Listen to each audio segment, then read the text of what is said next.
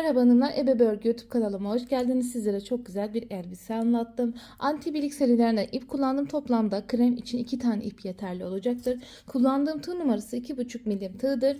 Bu şekilde çok güzel bir elbise yaptık. Zaten bunun arkası önlü. Hani istediğiniz gibi giydirebilirsiniz. Zaten arka yüksekliği de ve ön yüksekliği de hani her türlü iki taraflı çift yönlü nasıl giydirmek istiyorsanız bebeğinize ayarlayabilirsiniz. Bakın önü ya da arkası diyelim. Bu şekilde açılıp kapana iliklenebiliyor. Bu kordon falan yaptık. Bağcık yaptık. Tabi dilerseniz istediğiniz gibi ayarlayabilirsiniz. Şimdi ölçüsünü vermek istiyorum. Beden genişliğini.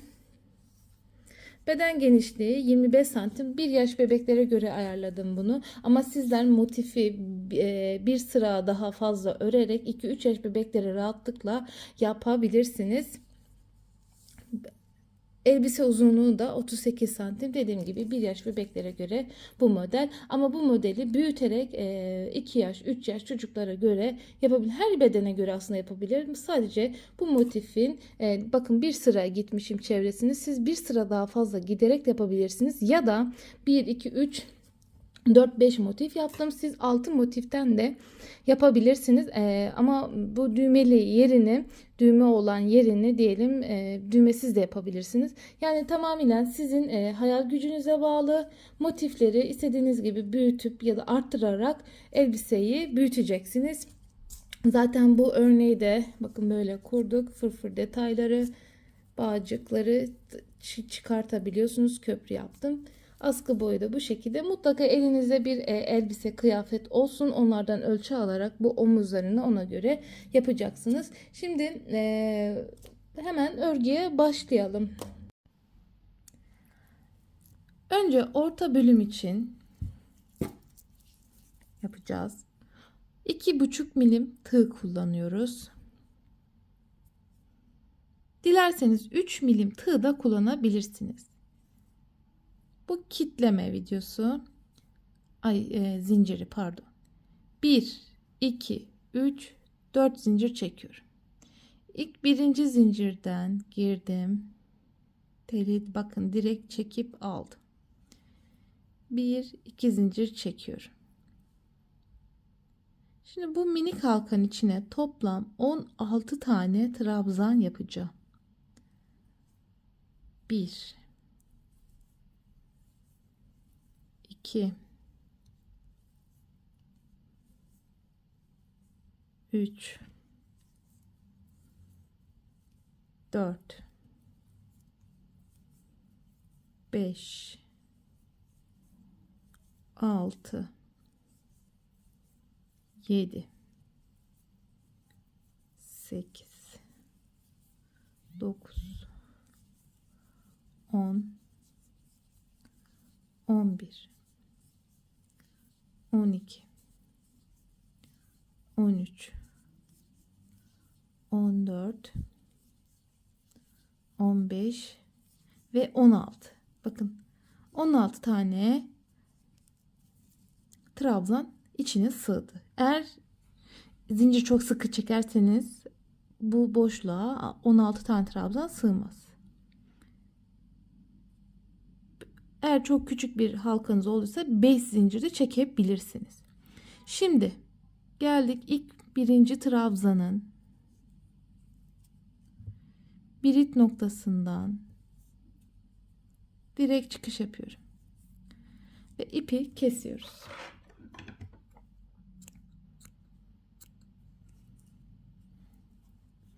Şimdi ikinci renge geçiyorum. Ben rengarenk yaptığım için tek renk de yapabilirsiniz ama bu renk geçişli olduğu zaman çok güzel motif ortaya çıkıyor. Daha muntazam oluyor. Şimdi geldik hemen. Bakın. Trabzanın birit noktası burası. İpi taktık. Burada şu ipleri böyle alalım. Örerken de temiz olsun. Trabzanı yaparken bunları da içine saklayacağız.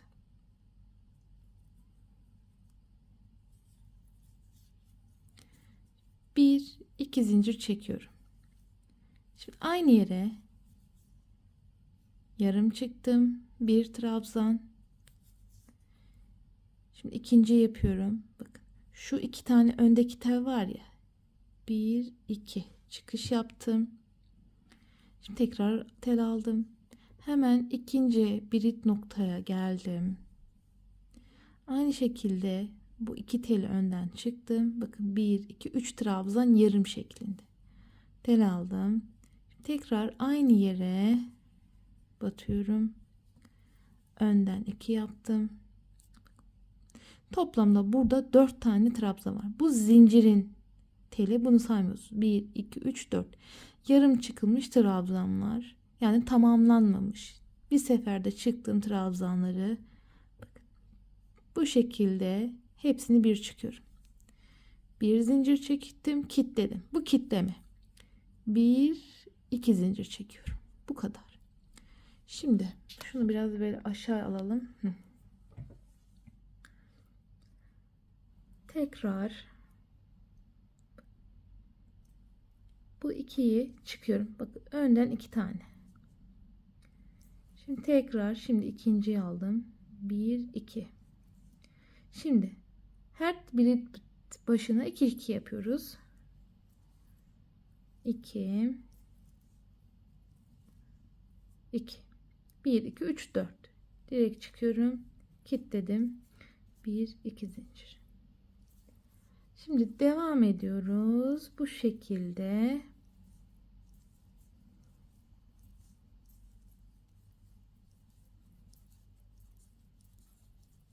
Şimdi buraları hızlı yapacağım.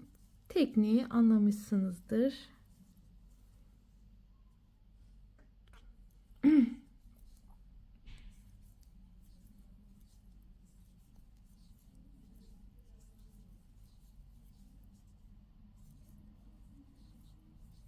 Buralar şimdi hızlı yapıyorum.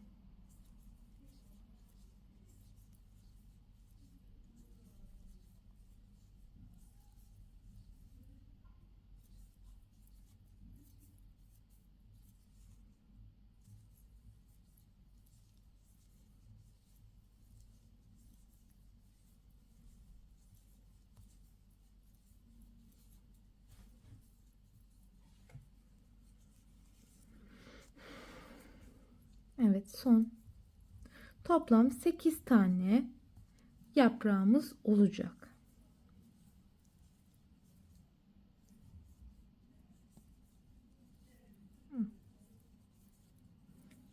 İki zincir çektik. 2 4 6 8. Şimdi geldik birit noktasına, birleştirdim ve bitirdim. Bu kadar. İpi kesiyoruz. İkinci sıramızı tamamladık. Şimdi üçüncü sıraya geçiyoruz.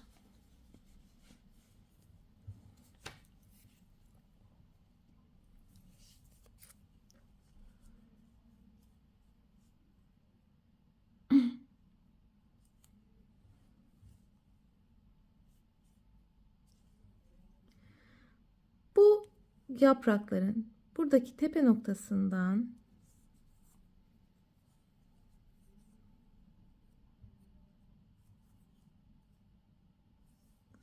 ipi takacağız.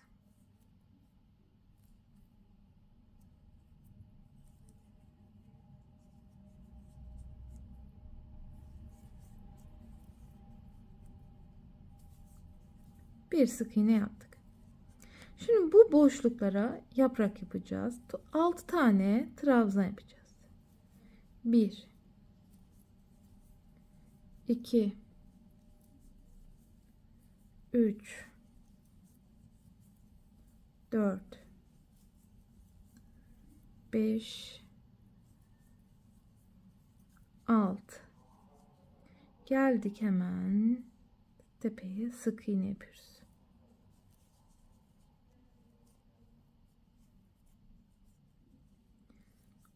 Tekrar 1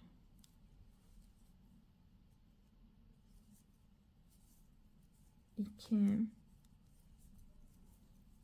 3 4 5 6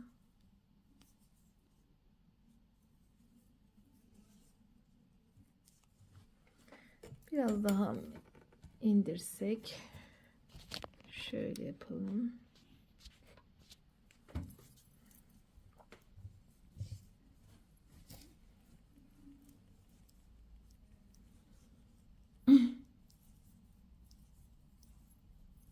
Komple sıramızı yapalım.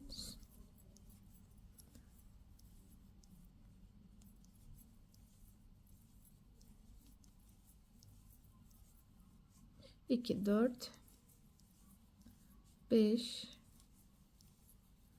6. Bakın üçüncü yaprağımı yaptım. Devam ediyorum.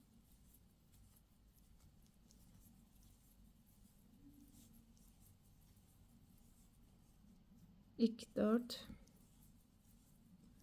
5, 6.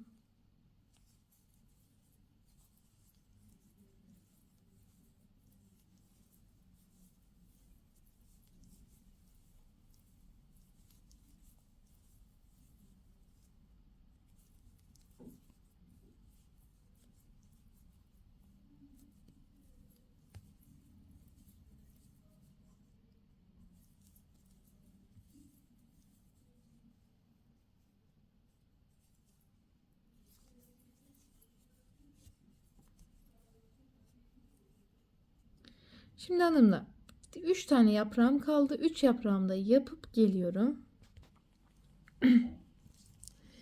2, 4. Son yaprağımı şu an bitirmek üzereyim. Ve 6 tane yapıyorum. Burası çok önemli hanımlar. Bakın.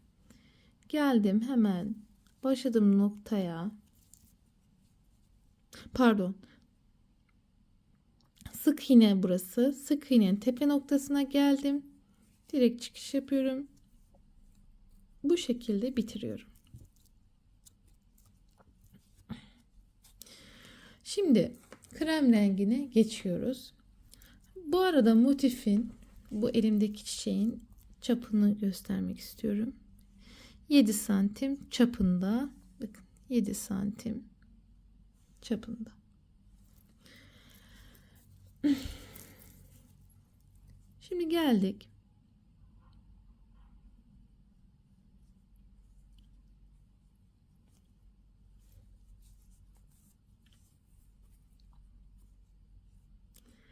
Sık iğne yapıyorum. Şimdi burada bakıyorum nereden başlamışım diye. Öyle bir başlamışım ki nereden başladığımı çözemedim. Tersine bakalım şuradan. Evet. Sık iğneden başlamışım.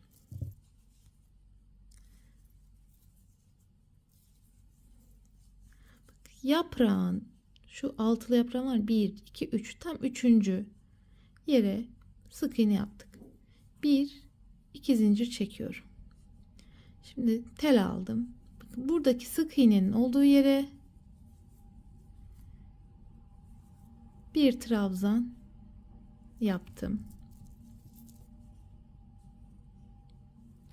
Şimdi 1, 2 zincir. 1, 2, 3 sık iğne. Bir zincir. Şimdi komple çevresini bu şekilde döneceğiz. Sık iğne, bir zincir, pardon 2 zincir. Şimdi geldik. Bir trabzan. Bakın sık iğnenin olduğu yere. 1, 2 zincir. 1, 2, 3. 1, 2. Hep ikişer zincir var. Sık iğne, zincir, trabzan. Sık iğne, trabzan yapıyoruz ve aralarda da ikişer sık iğne var. 1, 2, 3. Sık iğne zinciri çekerken gevşek çekin. Hani sakın sıkı bir şekilde zincir çekmeyin. Trabzan. 1 2 3.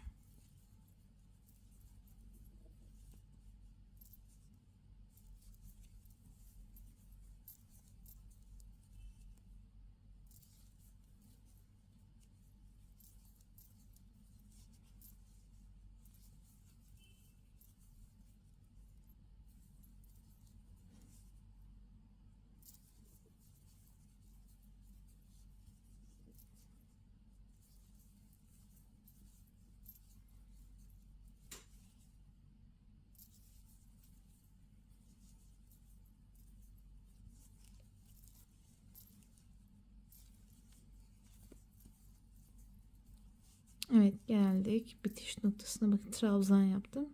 Sık iğnenin birit noktasından batıyorum, direkt çıkıyorum. Şimdi 2 tane zincir çekiyorum. Bu şekilde yuvarlak oluşturduk. Şimdi hemen kare yapmaya geçiyoruz. Geriden geliyorum. Bir trabzan, ikinci trabzan, üçüncü trabzan.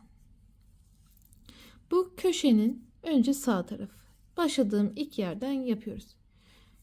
Şimdi devam ediyoruz. 1 2 3.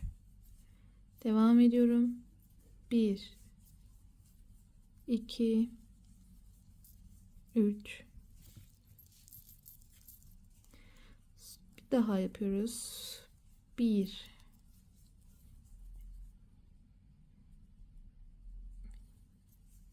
2 3. Bakın. Burası köşe. 3 3 3 yaptık. Şimdi ikinci köşeye geldim. 1 2 3.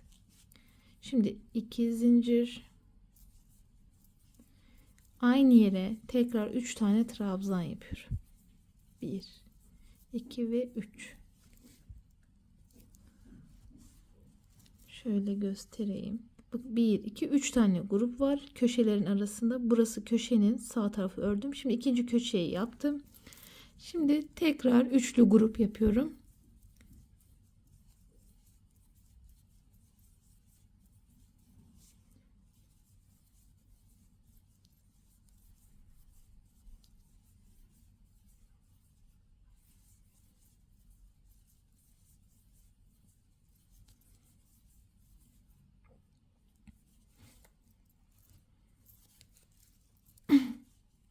Şimdi üçüncü köşeye geldim. 1 2 3. 2 zincir, tekrar. Buraları şimdi hızlı geçiyorum. Motifin kenarını bu şekilde dönüyoruz.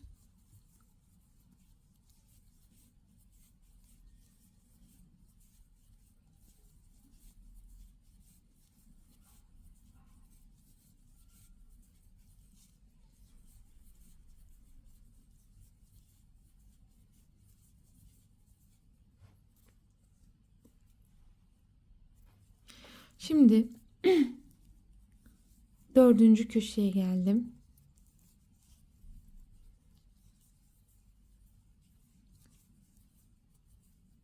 İki zincir, aynı yere batıyorum.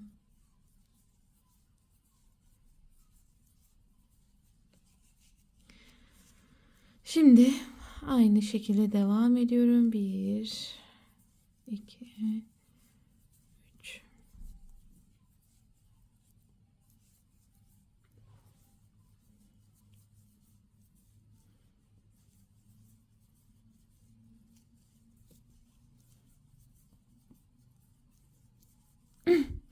Evet, birinci köşe olan noktaya geldik. Geliyorum hemen buraya. Birinci köşenin sol tarafını geldim, yapıyorum. Ve 2 zincir çekerek kapatıyorum. Bu şekilde motifi bitirmiş oluyorum hanımlar. Motifin genişliği de 10 santim. 10 santim. Şimdi bu motifi ne yapmak istiyorsanız üçlü üçlü aynı bu tekniği kullanarak, bakın üçlü üçlü köşelerde 3 2 zincir 3 yaparak aynı bu tekniği yaparak büyütebilirsiniz. Diyelim kendinize göre hırka yapmak istiyorsunuz. İşte bu krem sırayı diyelim 2-3 sıra daha fazla örerek işte hırkanızı, yeleğinizi, elbisenizi, atkınızı büyütebilirsiniz hanımlar. Benim için bu kadar yeterli olacaktır. Ama şöyle de göstermek istiyorum. Bakın aynı taktik. Üçlü üçlü. Sökeceğim bunu çünkü ben. Şimdi 1 2 3. Şimdi bakın ne yapıyorum? Aynı üçlü üçlü bu şekilde yaparak motifi büyütebilirsiniz hanımlar. Ben büyütmeyeceğim. 10 santim benim için ideal ölçü. Bakın böyle gidiyorsunuz. Geliyorsunuz bu köşeye 3 tane trabzan, 2 zincir, 3 trabzan. Buradaki işlemin aynısını diğer sırada 2, 3, 4, 5, 6. sıralarda hani büyütmek istediğiniz kadar büyütebilirsiniz motifi. Şimdi bunu böyle sökelim. Bu şekilde ben bunları daha önceden motif tahtasına koydum. Onun için böyle güzel muntazam oluyor. Şimdi bunu ördüğümüz için el ütüsü yapacağım. Bu şekilde motifimiz hanımlar. İstediğiniz her ürünü tasarlayabilirsiniz. Şimdi hanımlar bu motiflerden toplam 5 adet öreceğiz. Elbisenin üst robasını öncelikle kuracağız. Ben önceden birleştirdim. Şimdi nasıl birleştirdiğimi göstereceğim. Ön yüzleri birbirine bakacak şekilde ekleyeceğiz.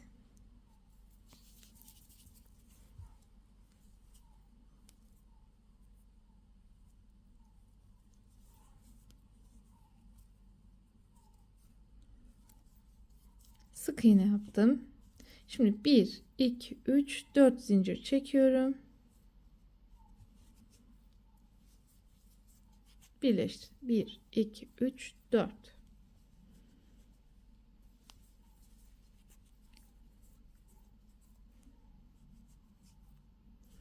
Bu şekilde birleştiriyoruz.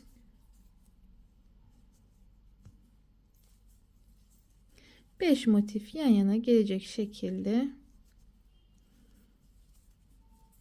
en basit birleştirme tekniği zaten. Ön yüzleri birbirine bakacak.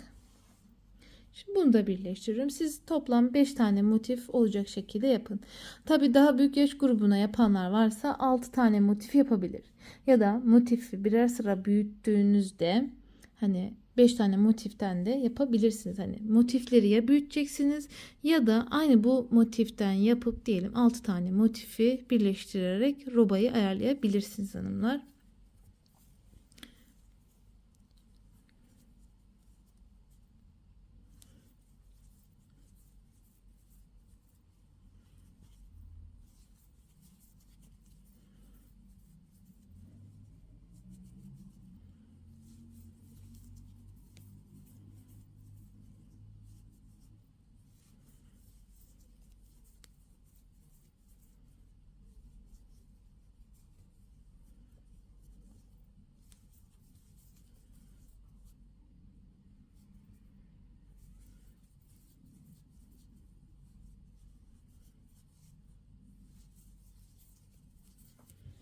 Evet, birleştirdim ve bitirdim. Bu kadar basit birleştirme tekniğim. Şimdi bu motife önce komple çevresini bir gidelim. Şu arkası düğmeli olacak. Onun için burayı birleştirmiyorum. Şimdi şu alt kısımdan başlayalım.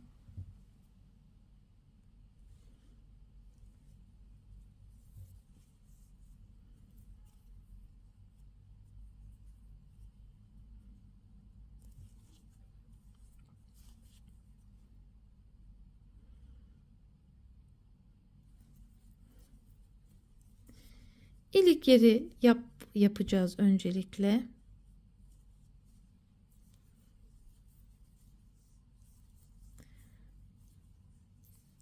Yalancı trabzan yapıyoruz.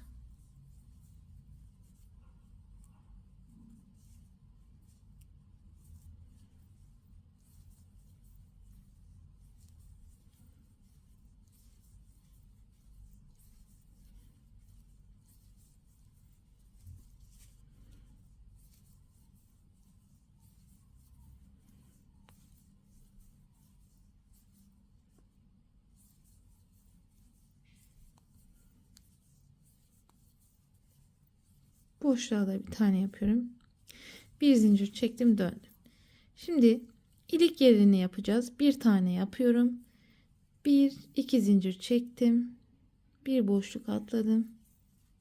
Bu şekilde düğme yerini ayarladım. Toplam 3 ilik açacağım.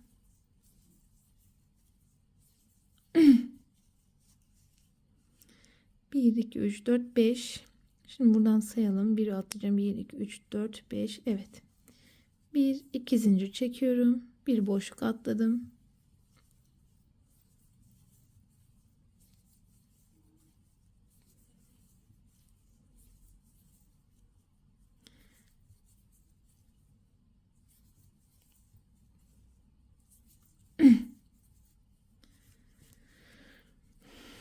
Bakın ilik yerlerini açtık. Son bir sıra gidiyorum.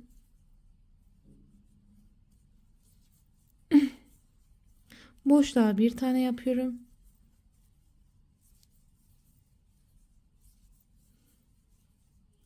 Evet, 2 zincir çektik.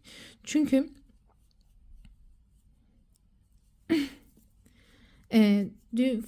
düğmemiz rahatlıkla girebilsin diye boşluğa bir tane.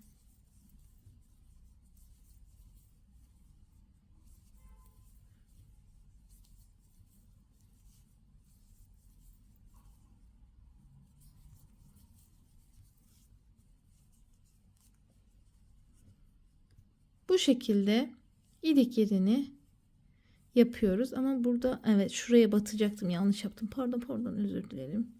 Buraya atlamışım. Evet, bakın bir tane yaptık. Şu trabzanın birit noktasıydı. Buraya yapmamışız. Ben de diyorum neden kastı. 5 tane çünkü trabzan var burada. 4 tane olmuştu. Olabilir böyle hatalar. Siz de mesela dikkat edebilirsiniz. Şimdi bakın, şunun buraya batmak zorundaydım. Şimdi oldu.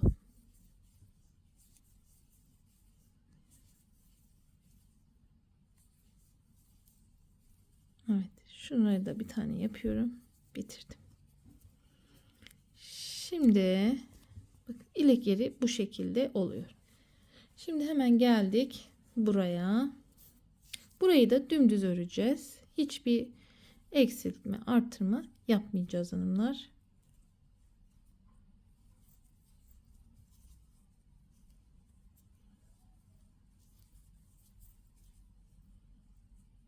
Bakın, trabzanın birit noktası burası.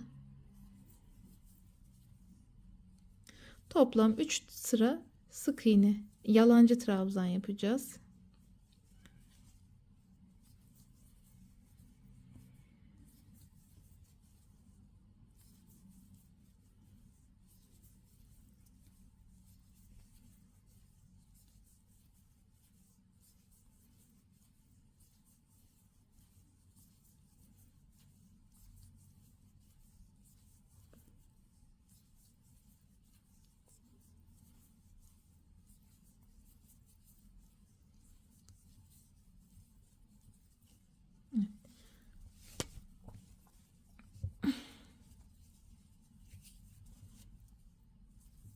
Bu sırayı da böyle gidiyoruz.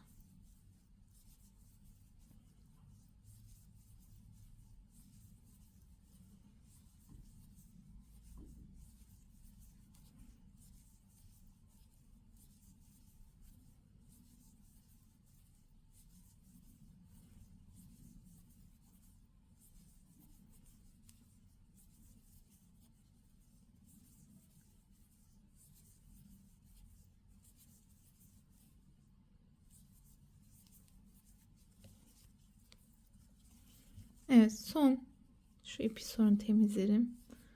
Son sıramı da yapıyorum. İpi kesmeyin. Çünkü komple çevresini sık iğne gideceğiz.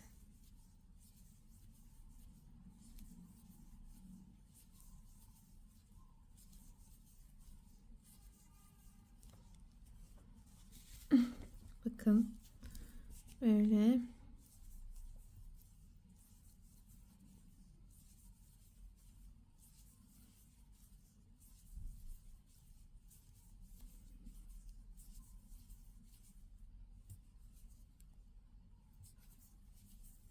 Evet. Şimdi örneğimiz güzel toparlasın diye sık iğne yapacağız. Ama burada bir farklı bir işlem var. Onu yapacağım, göstereceğim birazdan. Şimdi normal sık iğne tekniği yapıyorum. Döndüm.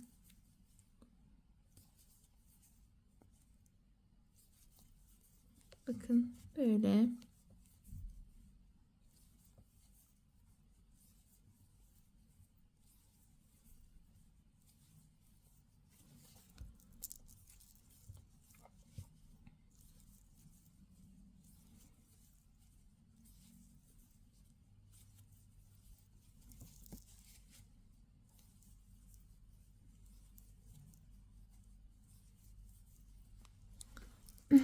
Bakın böyle geleceğim. Buraya kadar sık iğne yapacağım. Şu boşlukta ne yapmanız gerektiğini göstereceğim. Karışmasın aklınız.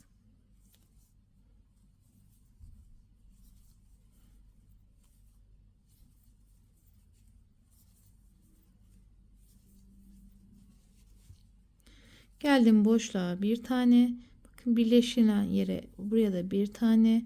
Boşluğa bir. Bakın trabzan birit noktası bir. Bu şekilde sık iğne gidiyoruz hanımlar. Şimdi ben burayı böyle komple buraya kadar geliyorum. Evet hanımlar, bakın geldim, alt tarafı yaptım. Şimdi bakın döneceğiz ya buraya. Bu ilik olan yeri. Bu şekilde çıkacağız. Buraya sık iğne yapmayacağız.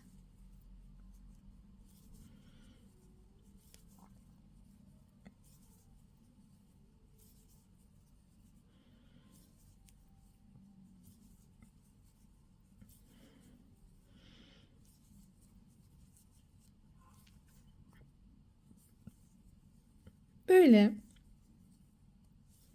yapıyoruz.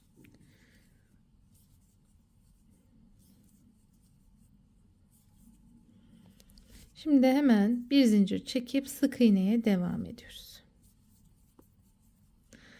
Bu şekilde yaptık mı daha muntazam bir şekilde düşüyor. Şimdi aynı şekilde geliyorsunuz, sık iğneyi yapıyorsunuz böyle. Sonra burada gösterdiğim işlemi de buraya yapıyorsunuz. İpi kesmeyin, alt eteğe geçiyoruz. Şimdi hanımlar, yeni ipe geçtiğim için kesmek zorunda kaldım. Tabi sizin ipiniz olduğu için fazla kesmenize gerek yok. Şimdi ilik yerleri üste gelecek. Bu şekilde.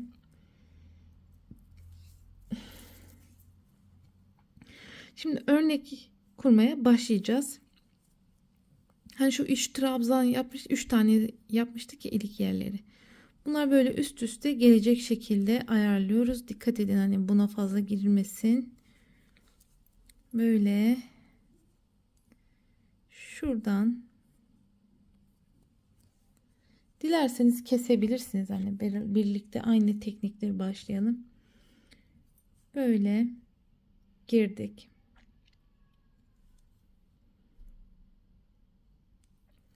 İlik yeri üste geldi.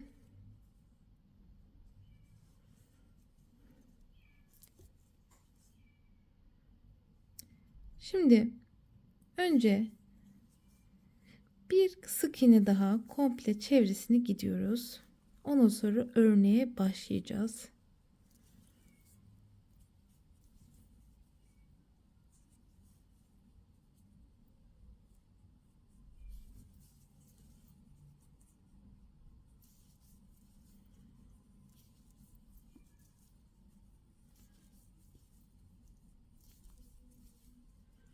Böyle hemen komple çevresini bir sık iğne gidelim hanımlar.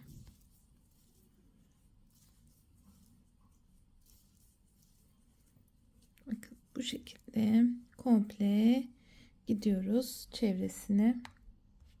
Göstereyim, sık iğne yapıp başlangıç noktasına gelelim. Şimdi komple sık iğnesini gittim, birleştirdim buraya. Şimdi bir trabzan yapıyorum. Yakınlaştıralım. 1 2 3 yapıyorum, trabzan.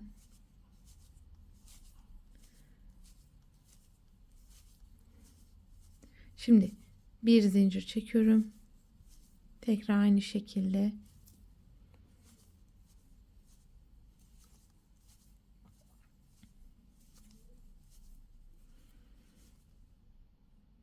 bir iki üç, bir trabzan, 1 2 3. Şimdi aynı şekilde 3 tane yapıyorum.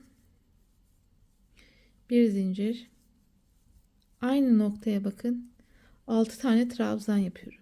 Ama 3 tane yapıp araya bir zincir yapıp bu şekilde yapıyoruz. 1 2 3. Örneği kuruyoruz. Bakın.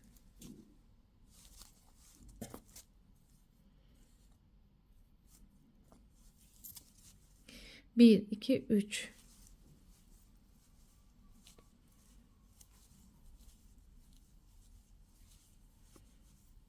Üç. Bir zincir. Bir. İki.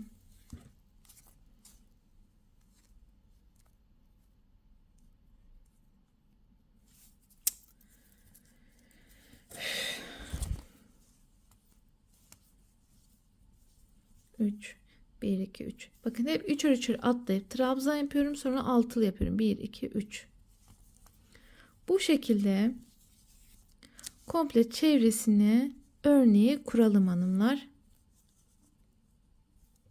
Ah, bir saniye.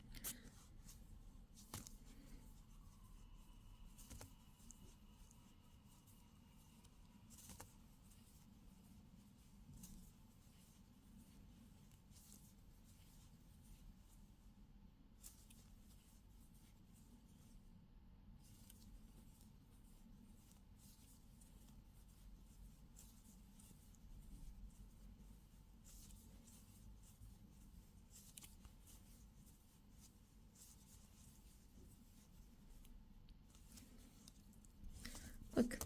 Aynı devam ediyoruz. Böyle komple buraya kadar gelelim. Evet, geldik.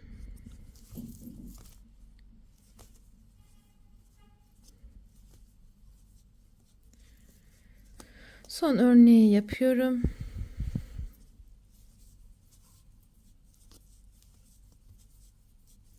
Bakın tam denk düştü. 1 2 3. Ama sizde bu denk düşmeyebilir. Hiç sıkıntı değil. 2 tane kalabilir. 1 tane kalabilir. Hani sıkıntı değil. Bunları diyelim eksilterek de atlayarak diyelim 1 2 3 değil de 2 atlayıp da buradaki yeri ayarlayabilirsiniz. Şimdi birleştiriyorum. 2 zincir çekiyorum ve dönüyorum. Bir iç bir dış yapacağız hanımlar. Şimdi bir trabzan geldim. Güzelce artık bundan sonra 3 tane trabzan örneği yapıyorum. Bakın. Bu 2 tane trabzanların arasına hani üçlü. Bakın. Üçlü grubun arasına aynı şekilde üçlü grup yapıyoruz.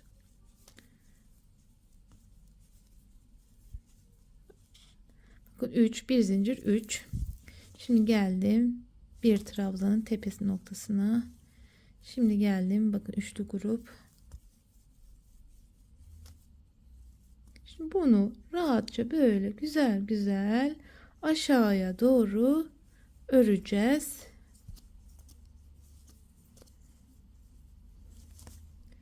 Şimdi buraya da bir trabzan. Sırayla gidiyoruz hanımlar.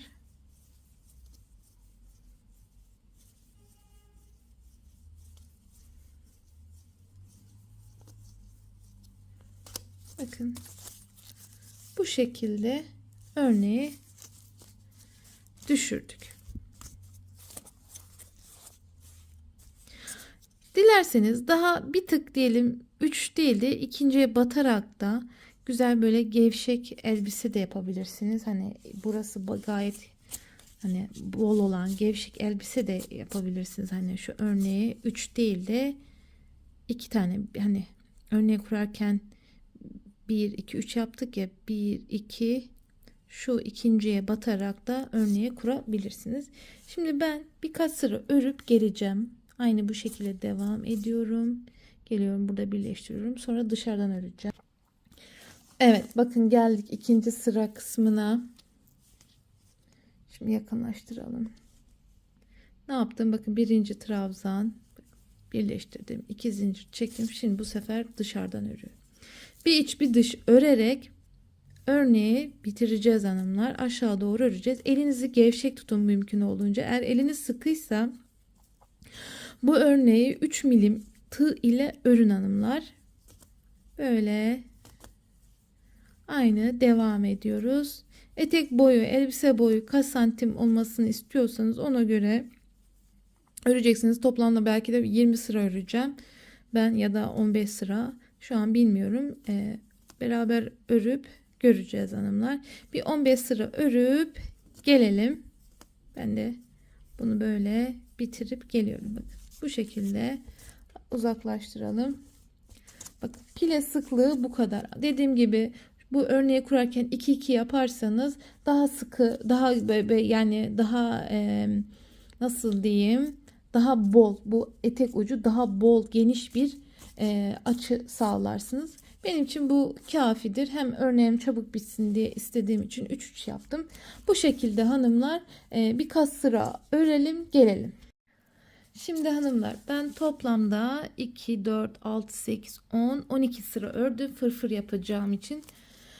Tabii siz çocuğunuzun boyuna göre elbiseyi ayarlayacaksınız. Tam örnekten toplam 14 santim örmüş oldum. Motiften toplamda 25 santim. Şimdi bu altına fırfır yapacağız. Onu hemen size göstereyim. Ön bir çalışma yapıyorum ki size anlatmadan önce.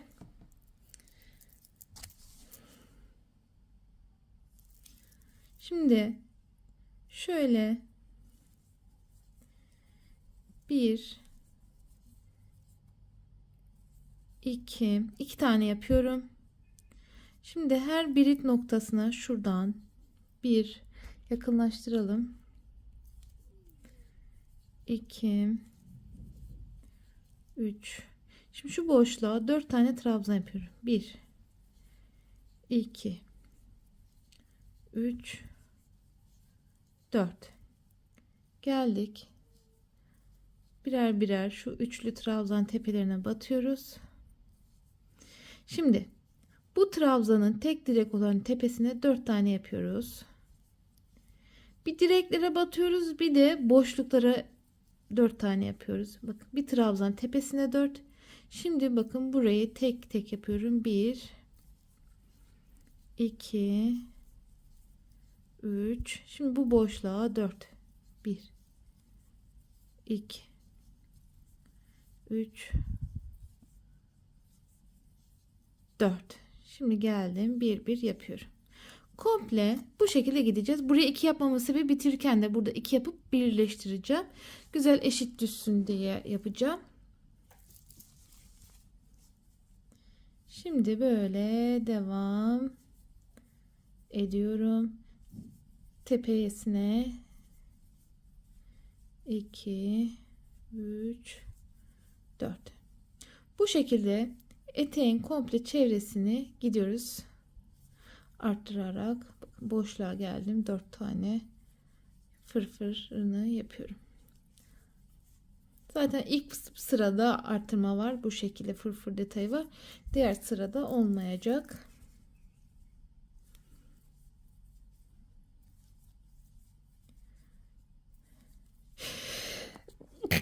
Elhamdülillah. Şimdi geldik 4 tane. Alerjim olduğu için böyle hapşırıyorum. Kusura bakmayın. 3, 4. Şimdi Aynı bakın. Bakın böyle bu şekilde fırfırını yapıyoruz hanımlar. Komple çevresini yapalım gelelim.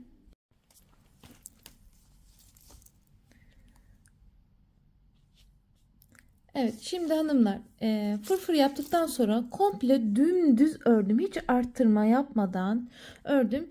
İşte 2 sıra gittim. Son bir sıra daha gideceğim ve bitireceğim. Bakın hiç arttırma falan yapmadım ikinci sırada. Bakın zaten ilk birinci sırada biz hani 4 tane yaptık ya, buralarda arttırma. O yeterli oluyor fırfır detayı için. Son trabzan 3 sıra normal trabzan gidiyoruz. Ondan sonra bitiriyoruz. Bakın dümdüz ördüm. Sonra birleştirdim. Video uzun olmasın diye çekmemiştim ikinci sırayı ama çekmeme gerek yok. Bakın üçüncü sırayı da aynı şekilde bir bir gidiyoruz hanımlar. Şöyle yakınlaştıralım. Şöyle göstereyim. Bakın. Bu birinci sıramız, arttırmıştık. İkinci sırada hiç arttırma yok. Yapmadık. Dümdüz ördük. Toplam 3 sıra örüyoruz. Ondan sonra bunun etrafını bitiriyoruz. Bu şekilde bitecek. Son 3. sıraya gittikten sonra hani bu ilik yerinde ip dolama, ip çekme yapmıştık ya, onu yapabilirsiniz. Örnek biliyorsanız örnek yapabilirsiniz. Ya da sık iğne, tamamıyla eteğin ucu size kalmış. Değiştirerek yapabilirsiniz. Ben şimdi bunu bitireceğim. Sonra ön yaka omuza geçeceğiz. Evet bakın şimdi fırfırını yaptım. Sık iğne gittim ben. Tabi siz istediğiniz bildiğiniz desen varsa yapabilirsiniz. Şimdi üst bölüme geçiyoruz. Arkası burası. Böyle tam ön kısımda bura. Şimdi ön kısımda yaka yapacağız. Yukarı doğru. Yakınlaştıralım.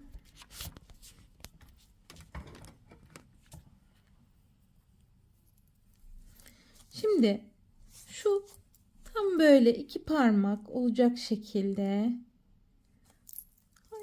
yani toplam 2 santim olacak şekilde, bakın motifin tam ortasına denk geliyor zaten.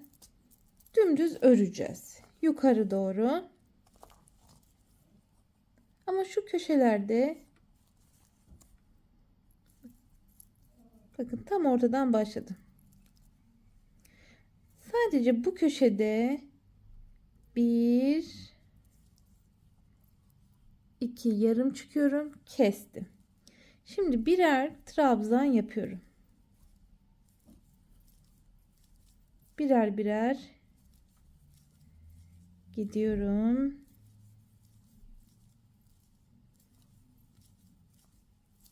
Bu köşeye kadar geleceğim. Bakın tam motifin orta kısmı oluyor. Buraya kadar geleceğim. Bu sonda da kestirmesini yapacağım. Buradan böyle düz trabzan örüp geliyorum. Evet geldik. Son. Tam motifin orta kısmı oluyor. Bakın bitirdim. Bakın tam orta kısımları şöyle.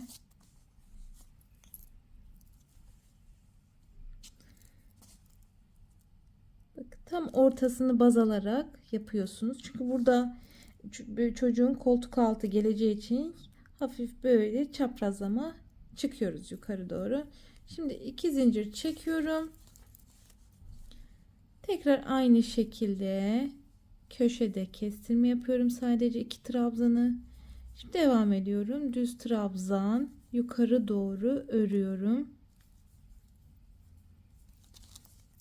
Şimdi buradan buraya kadar 2 tane tepe bırakana kadar trabzan örüyoruz. Şimdi kestiriyorum tekrar. Evet bakın yukarı doğru örmüş oluyoruz. Hem de bu açıyı böyle güzelce ne yapmış olduk. Şimdi bir sıra daha yapıyoruz. kestirdik. Şimdi düz birer birer trabzan gidiyorum.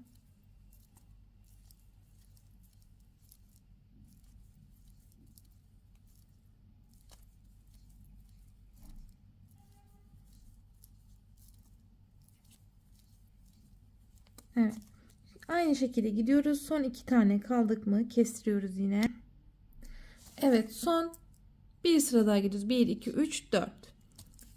Şimdi aynı şekilde bunun da köşesini yapıyoruz. Bitirken kestirdim. Siz de aynı şekilde kestirin. Şimdi bunu böyle örüyorum. Sonra askı kısmına geçeceğiz hanımlar. Gelelim. Bunu da buraya getirelim. Evet, burayı da şimdi kestiriyorum.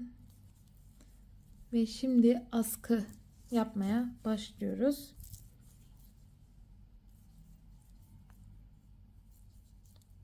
Bir, 2,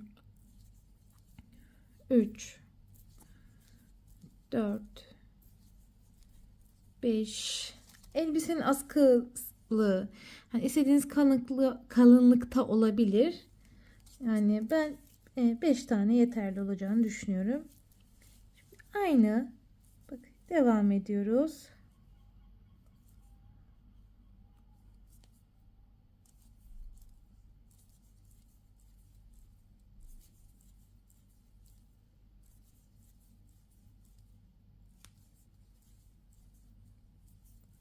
İki zincir çektim. Bir 10 sıra örelim. Ondan sonra bir ölçelim.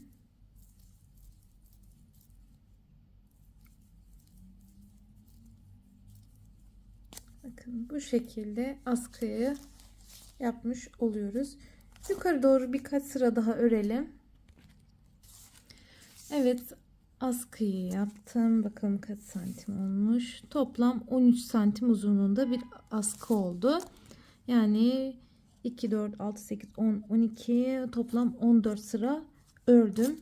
Şimdi bunu buraya, bu askıyı buraya dikeceğiz. Ya da tığ ile birleştireceksiniz. Ama ben dikeceğim. Biraz ipi uzun keselim.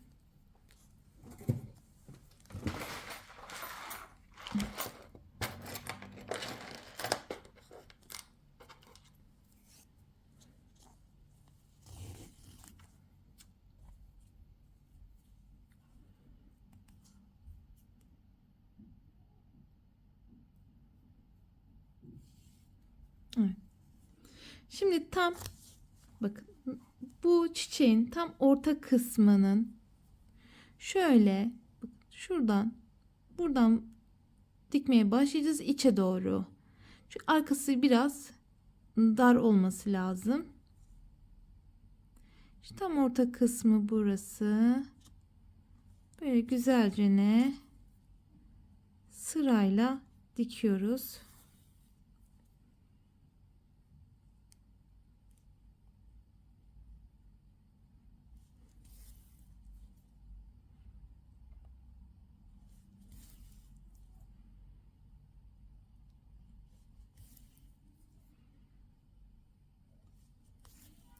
Evet. Bu şekilde dikiyoruz, tutturuyoruz. Şimdi diğer askıyı da yapalım. Düğmesini de dikelim.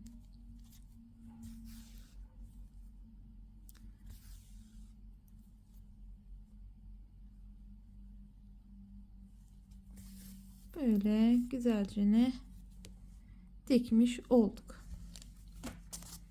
Bakın elbise bu şekilde bitirmiş olduk. Dilerseniz bu komple çevresini sık iğne, ters iğne yapabilirsiniz. Ben bir bakacağım. Önce bir bu askılarını yapayım, bitireyim. Düğmelerine dikip geliyorum. Evet hanımlar, şimdi bakın bu şekilde düğmeleri diktim. Askılarımız bu şekilde. Zaten bunun neredeyse önü arkası yok. Böyle koyayım. Burası arkası olarak yapmıştım. Burası da önü. İki taraflı da nasıl isterseniz o şekilde giydirebilirsiniz bebeklere. Şurada yanında bakın böyle bir köprü yaptım. Onu da göstermek istiyorum. Çünkü iki kat iplikle zincir yaptım. Tabi isterseniz kemerini yapmayabilirsiniz. Şimdi şöyle arkası da çok güzel. Hani bunu her iki taraflı kullanılır yani. Bakıyorum.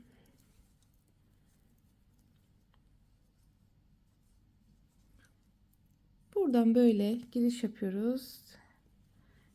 İpe düğüm atalım.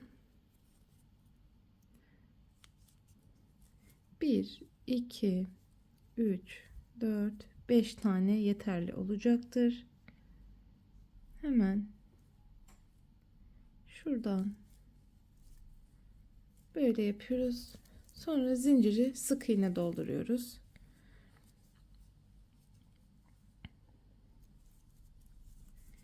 Minik köprü yapmış oluyoruz. Bu kadar yani. Dilerseniz bunu yapmayabilirsiniz. Yani kemersiz de kullanabilirsiniz elbiseyi. Bir zincir çekiyorum.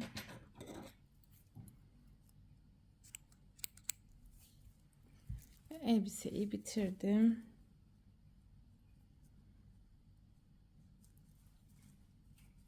Evet. Bakın bu şekilde yapıyoruz. Bu ipleri de içine çekelim.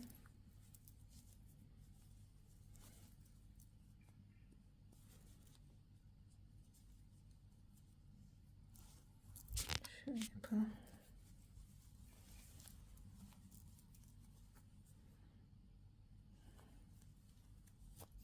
Evet, sonra da ben bunları temizlerim. Elbisemiz bu şekilde bitmiş oluyor hanımlar. Dediğim gibi elbisenin arkası önü istediğiniz gibi kullanabilirsiniz.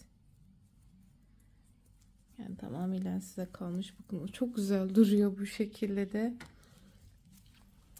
Ama farklı elbiseler anlatacağım inşallah. Şöyle.